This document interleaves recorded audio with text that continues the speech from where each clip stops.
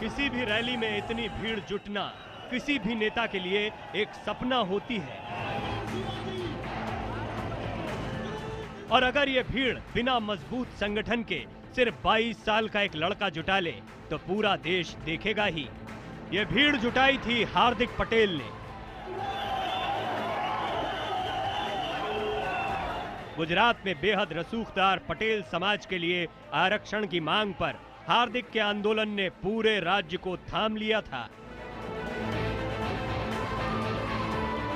हमें हमारा हक चाहिए, हम भीख नहीं मांग रहे। अगर दोगे तो प्यार से लेंगे, नहीं तो छीन लेना हमें भी आता है।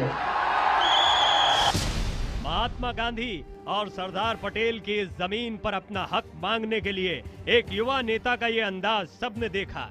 हार्दिक पटेल ने धमकी तो यहां तक दी कि अगर मांगे नहीं मानी गईं तो वो भगत सिंह और चंद्रशेखर आजाद के रास्ते पर चल पड़ेंगे। यानी एक उग्र क्रांति का आह्वान था। हार्दिक ने गुजरात विधानसभा में बम फेंकने तक की धमकी दी। हार्दिक के ज़हन में शायद इस वक्त भगत सिंह थे जिन्होंने अंग्रेजी शासन के खिलाफ सेंट्रल असेंबली में बम फेंका था। लेकिन 22 साल के हार्दिक ये पढ़ना भूल गए कि वक्त बदल चुका है। शासन अब अंग्रेजों का नहीं, खुद अपने लोगों का है। देश में लोकतंत्र है, लोगों की चुनी हुई सरकार है। हार्दिक ने अपने आंदोलन में हर वो तरीका अपनाया जिसकी इजाजत लोकतंत्र नहीं देता।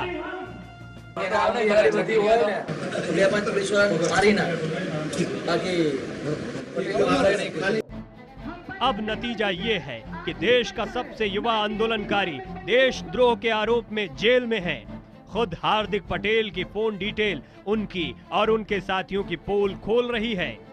देखिए IBN 7 की खास पेशकश, आंदोलन या देशद्रोह। नमस्कार, मैं हूं प्रवीण तिवारी। खबरों में खास में आज बात एक ऐसे आंदोलन और एक ऐसे चेहरे की जिसकी पुलिस ने पोल खोल दी है। ठीक 2 महीना पहले गुजरात में 22 साल के हार्दिक पटेल ने आरक्षण की मांग करते हुए एक ऐसा आंदोलन शुरू किया कि पूरे देश का ध्यान उस ओर खिंच गया। एक वजह थी हार्दिक की रैलियों में जुटी भीड़ और दूसरी हार्दिक की गिरफ्तारी के बाद हुई आगजनी। आज हार्दिक देशद्रोह के आरोप में जेल में है और अब पुलिस दावा कर रही है कि हार्दिक की गिरफ्तारी के बाद जो कुछ हुआ वो फिक्स था। देखिए हमारी खास रिपोर्ट।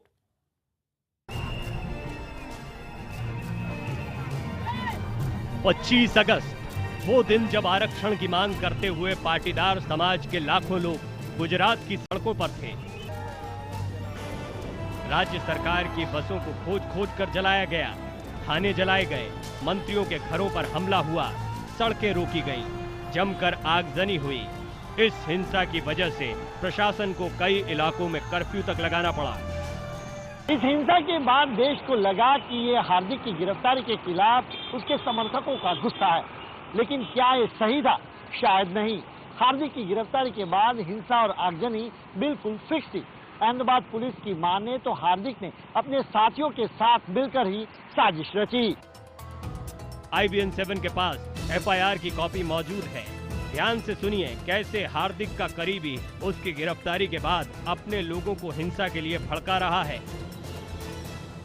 हेलो, हार्दिक की गिरफ्तारी हो चुकी है, तो आए क्या हम सब वहाँ सब ब्लॉक कर दो, हाईवे पर जाम लगा दो। हाँ, जैसे ही सरकारी बस निकले उसे चला दो, किसी से डरना नहीं। बवाल बढ़ाने की इसी बातचीत के दौरान पुलिस वालों पर भी जमकर हमला किया गया। बातचीत के इस ब्यौरे से साफ है कि हार्दिक समर्थक पुलिस वालों की जान लेने पर उतारू थे। अरे मैंने तो 4 लोगों को मेरी गाड़ी में बिठाया और 4 लोगों को मैंने मार दिया, चारों को खत्म कर दिया। क्यों खत्म कर दिया? पूरा उल्टा करके फेंका। एक पुलिस सब इंस्पेक्टर को भी उल्टा मारा। अरे आप सब जितने लोग हैं वो अब अस्पताल में एडमिट हो जाओ, गाड़ी अल्फा मॉल में रख दो, कहीं पर भी रख दो। आप अंदाजा लगा सकते हैं कि हार्दिक पटेल और उसके करीबी गुजरात सरकार से किस कदर भड़के हुए थे। फोन पर बातें हो रही थी पूरे गुजरात को जला देने की। ना, उसमें नहीं है, छुड़ाने आया हूँ। अभी जला दें पूरे गुजरात को 1 घंटे में। इसे पकड़कर सरकार ने गलती कर दी, 1 घंटा नहीं होने देंगे।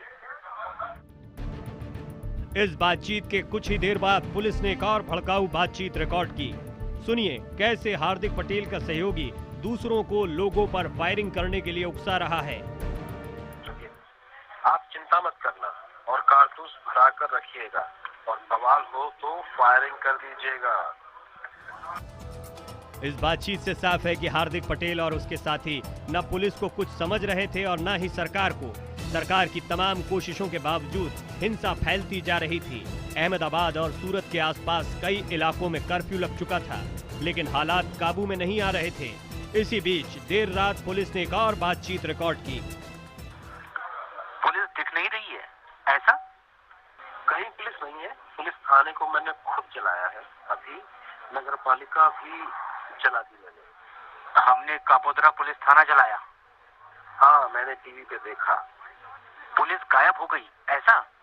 पुलिस अंडरग्राउंड है और पब्लिक रोड पर है। हमारे हाथों में लकड़ियां और पत्थर सब है। हमने बहुत गाड़ियां जलाई हैं। अहमदाबाद में तकरीबन 7 पुलिस स्टेशन। हमारे कामरेज में कर्फ्यू है अभी? हमारे यहाँ पुलिस के लिए कर्फ्यू है, हमारे लोगों के लिए नहीं। सीआरपीएफ की गाड़ियां हैं, सब हमने तोड़ दी। पुलिस अंडरग्राउंड हो गई है। बहुत मजा आया। एक तरफ हिंसा और आगजनी थी तो दूसरी तरफ हार्दिक पटेल और उसके साथी जश्न मना रहे थे।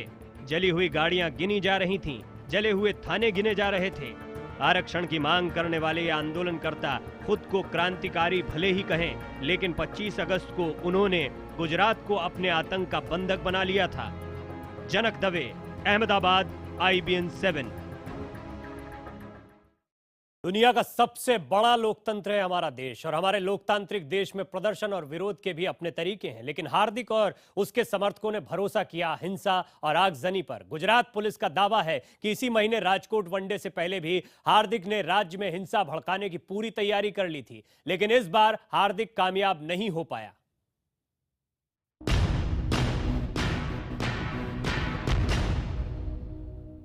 कैमरे के सामने हिंसा न भड़काने की बात और फोन पर हिंसा और आगजनी का समर्थन। जिस आंदोलन से गुजरात में लाखों पटेल जुड़े थे, उसके सबसे बड़े चेहरे की पोल गुजरात पुलिस ने खुद खोल दी है।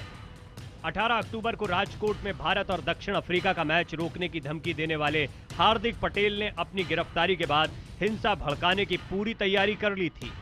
IBN 7 के पास मौजूद FIR से साफ होता है कि हार्दिक की एक एक हरकत पर पुलिस की नजर थी। वो किससे और क्या बात कर रहा है, ये पुलिस की जानकारी में था। इसलिए यह आंदोलन दोबारा भड़के उससे पहले ही प्रशासन ने सारे इंतजाम कर लिए थे। राजकोट वनडे रोकने की चेतावनी देने वाले हार्दिक को पता था कि उसे गिरफ्तार कर लिया जाएगा। उसने अपने समर्थकों से स्टेडियम घेर लेने को भी कहा था। वनडे से एक दिन पहले की हार्दिक की बातचीत सुनिए।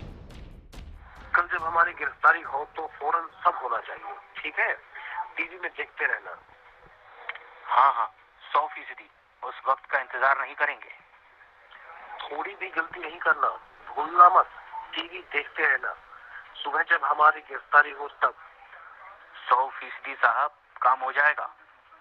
आपकी जैसे ही गिरफ्तारी होगी 1 सेकंड नहीं लगाएंगे, हम फौरन हाईवे पर पहुंच जाएंगे। हार्दिक पटेल के करीबी भी उसकी हाँ में हाँ मिला रहे थे। बस इंतजार था हार्दिक की गिरफ्तारी का, और हार्दिक फोन पर अपने समर्थकों को गिरफ्तारी के बाद बोतलें फोड़ने और टायर जलाने की राय दे रहा था। ध्यान से सुनिए बातचीत का ये हिस्सा। कल हाईवे रोकना है। कोई समस्या नहीं।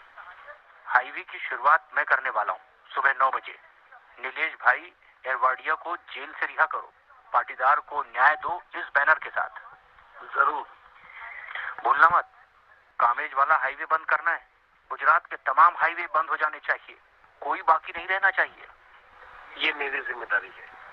शुरुआत मैं ही करने वाला हूँ। हम लोग पोरबंदर वाला हाईवे रोकने वाले हैं। हम पहले की तरह ही कामरेज हाईवे बंद करेंगे।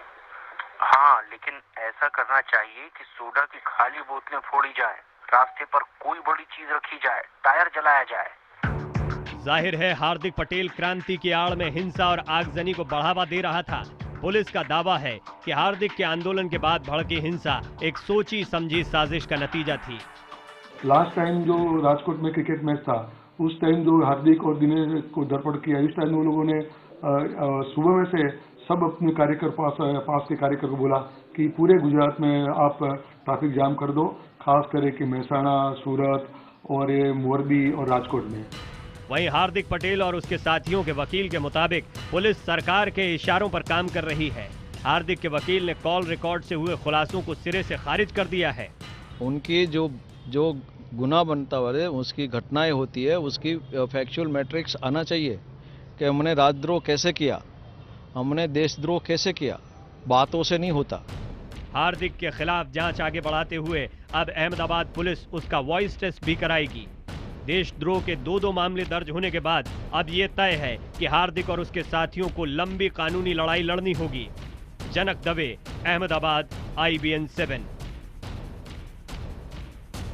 के बड़े नेता के तौर पर हार्दिक पटेल सामने आए, उनके साथ लाखों की भीड़ देखने को मिली, लेकिन हार्दिक पटेल ने किस तरह के बयान दिए हैं और उनके आधार पर पुलिस ने अपनी FIR में कितने गंभीर आरोप और मामले उनके खिलाफ दर्ज किए हैं, जरा वो हम आपको बताते हैं। सबसे पहले उनका एक बयान जो पुलिस ने उनकी बातचीत को इंटरसेप्ट किया है, उसके मुताबिक कुछ पुलिस वालों को मार दो, पटेल खुदकुशी नहीं करते, ये बयान हार्दिक पटेल का है। पुलिस ने बाकायदा FIR में ये सारी बातें लिखी हैं और इस मामले में IPC की धारा 124 के तहत उन पर देशद्रोह का आरोप लगा है और अगर यह आरोप सिद्ध होता है जो पुलिस ने उन पर लगाया है तो उन्हें उम्र कैद तक की सजा हो सकती है। एक और बयान हार्दिक पटेल का, विधानसभा में बम फेंक दूंगा। इस तरह के कई भड़काने वाले बयान उन्होंने अपनी बातचीत में दिए हैं। टेलीफोन पर कई लोगों से वो बात कर रहे थे और पुलिस ने इन्हें बहुत गंभीर माना है। IPC की धारा 121A के तहत ये जो बयान अभी हमने दिखाया बम फेंकने वाला, इसमें आरोप है गुजरात सरकार के खिलाफ जंग के ऐलान का। यह आरोप अगर सिद्ध होता है तो उम्र कैद की सजा हो सकती है हार्दिक पटेल को। एक और उनका बयान, मालधारी समाज की हरकतें बर्दाश्त नहीं होंगी। एक और समाज है, पाटीदार समाज का नेतृत्व कर रहे हैं हार्दिक पटेल और मालधारी समाज के खिलाफ उन्होंने बयान दिया था। इन्हें दो समुदायों में नफरत फैलाने का आरोप, जिसमें 153A के तहत उनके खिलाफ यह आरोप तय किया गया है। FIR में अगर सजा होती है तो 3 से 5 साल तक की सजा हार्दिक पटेल को इस मामले में इस बयान के तहत हो सकती है। एक और उनका बयान भड़काने वाला, पाटीदार समाज की ओर देखने वाले की आंख निकाल लो। इस तरह के कई बयान हार्दिक पटेल अपने इस आंदोलन के दौरान देते रहे हैं और पुलिस ने ये सारी बातचीतें सबूतों के तौर पर रिकॉर्ड कर रखी हैं। इसमें धारा लगती है IPC की धारा 153B, आरोप राष्ट्रीय एकता को चोट पहुंचाने का और अगर यह आरोप सिद्ध होता है तो सजा है 3 से 5 साल तक की कड़ी जेल हार्दिक पटेल को। एक और बयान उनका, सड़क पर फोड़ो सोडा बोतल, जलाओ टायर। आपने देखा था आंदोलन बहुत हिंसक रूप भी लेता जा रहा था। पुलिस का दावा है कि उनके पास हार्दिक पटेल के ये सारे बयान रिकॉर्ड में दर्ज हैं, उनके टेलीफोन की बातचीत को इंटरसेप्ट किया गया है। इन आरोपों को पुलिस ने बाकायदा FIR में लिखा है। इस मामले में इस बयान के तहत IPC की धारा 120B में उनके खिलाफ FIR में मामला दर्ज किया गया है। आरोप है आपराधिक साजिश रचने का, सड़क पर सोडा बोतल तोड़ो, टायर जलाओ और अगर यह मामला भी, यह आरोप भी उन पर सिद्ध होता है तो उन्हें उम्र कैद तक की सजा हो सकती है। तो यह है हार्दिक पटेल के खिलाफ वो केस जो पुलिस ने अपनी FIR में दर्ज किए हैं और अगर ये आरोप सिद्ध होते हैं तो हार्दिक पटेल को उम्र कैद तक की सजा हो सकती है। वक्त एक छोटे से ब्रेक का। ब्रेक के बाद आपको बताएंगे कि हिंसा और तोड़फोड़ के लिए हार्दिक की टीम ने कैसे पुलिस को गुमराह करने का भी इंतजाम कर रखा था। थोड़ी देर में लौटते हैं।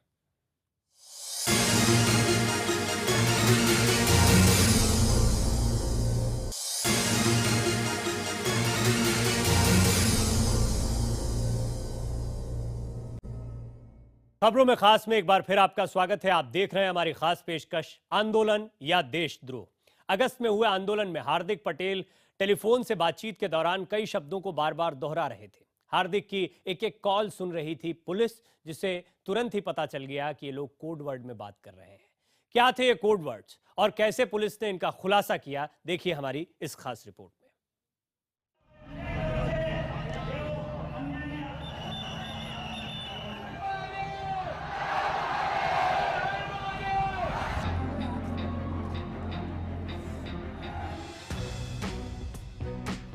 हार्दिक पटेल और उसके साथियों को जब देशद्रोह के आरोप में पकड़ा गया, तब पुलिस ने उनसे पूछताछ के दौरान जो कोडवर्ड ये इस्तेमाल कर रहे थे उसका मतलब पूछा।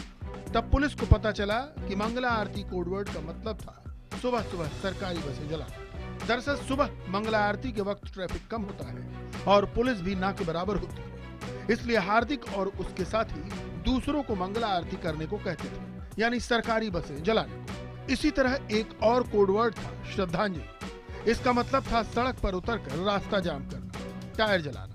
हार्दिक के गिरफ्तार दोस्तों के मुताबिक जैसे किसी की मौत के बाद लोग एक जगह जुटते हैं, उसी तरह समर्थकों को एक जगह जुटाने के लिए श्रद्धांजलि कोडवर्ड का इस्तेमाल किया जाता था। हार्दिक टीम का एक और कोडवर्ड था फूड डिस्ट्रीब्यूशन। इस कोड को पुलिस अब तक डिकोड नहीं कर पाई है। जांच एजेंसियों के मुताबिक हार्दिक और उसके साथियों को पूरा भरोसा था कि फोन पर बातचीत सुनने के बावजूद सरकार और प्रशासन उनका कुछ नहीं बिगाड़ पाएंगे। ये लोग लगातार सिम कार्ड भी बदल रहे थे। हालांकि पुलिस की इस थ्योरी को हार्दिक समर्थक गलत करार दे रहे हैं। पहले तो क्राइम ब्रांच बहुत सारे पुराने केस है, गोधरा कांड में षड्यंत्रकारी कौन था वो इंक्वायरी करनी चाहिए। ये सिर्फ ये कोई पब्लिक को गुमराह करने की, पाटीदार युवाओं को डराने की और दबाने की कोशिश है। ये तो एजिटेशन एक डिमांड को लेकर चल रहा है। क्या कोई डिमांड करे और उनके लिए एजिटेशन चलाए, कोई तो राष्ट्रद्रोह बनता है। वहीं बीजेपी हार्दिक पटेल के खिलाफ कार्रवाई को पूरी तरह सही बता रही है।